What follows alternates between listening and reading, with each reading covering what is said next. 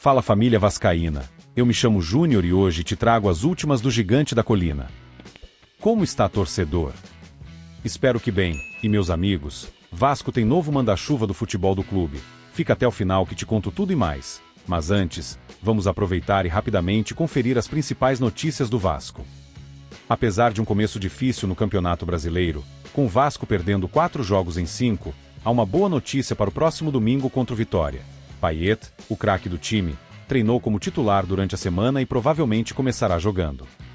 Payet não pôde jogar os primeiros jogos do campeonato por causa de uma lesão.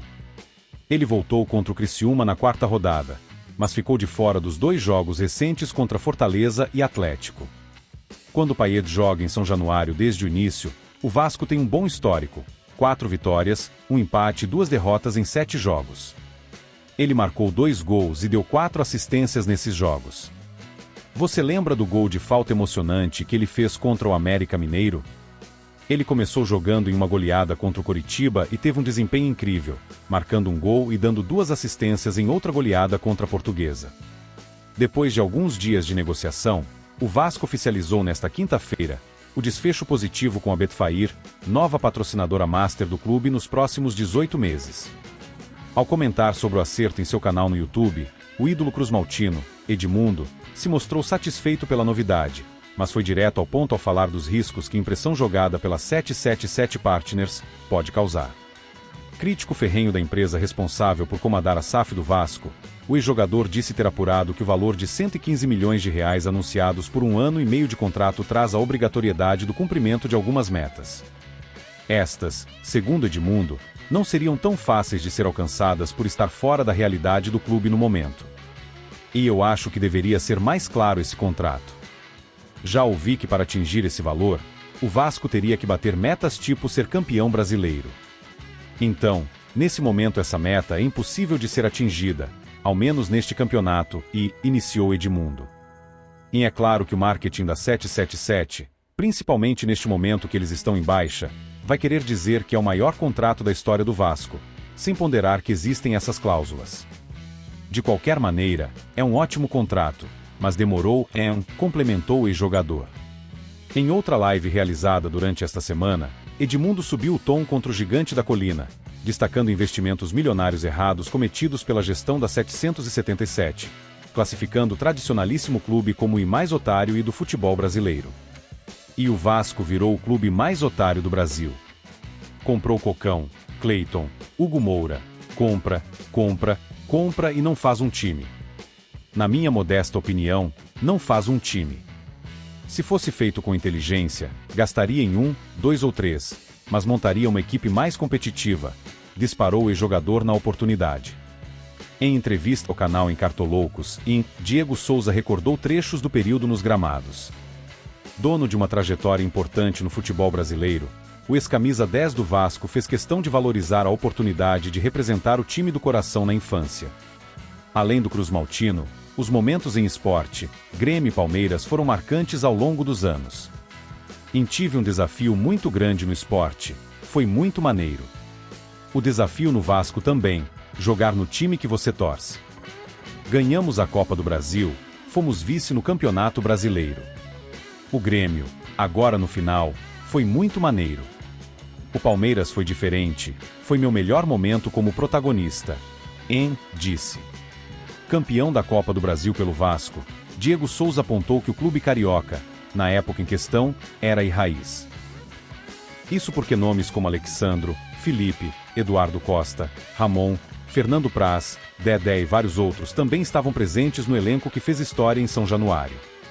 Em ter a oportunidade de jogar pelo time que você tem um carinho maior, foi muito maneiro. O time era muito maneiro, jogadores raiz, gostavam de jogar futebol e sabiam a linguagem totalmente diferente de hoje. Os moleques são tudo de mimimi, meio criado por vó. Prosseguiu. Apesar de não ter citado o Fluminense, Diego Souza possui um carinho pelo tricolor das Laranjeiras.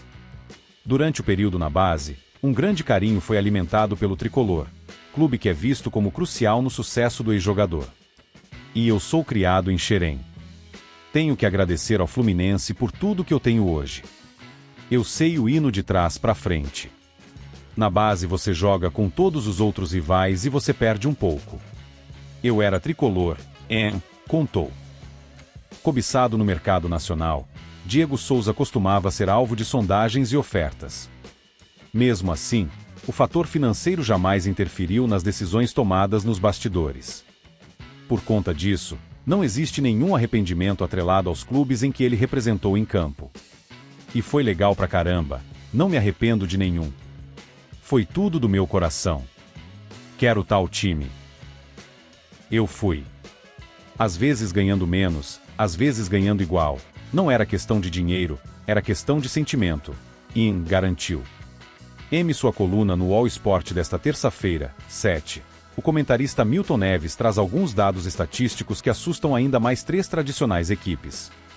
O jornalista esportivo revelou levantamento feito pelo Departamento de Matemática da UFMG mostrando grandes chances de rebaixamento para Vasco da Gama, Corinthians e ainda o atual campeão da Libertadores Fluminense.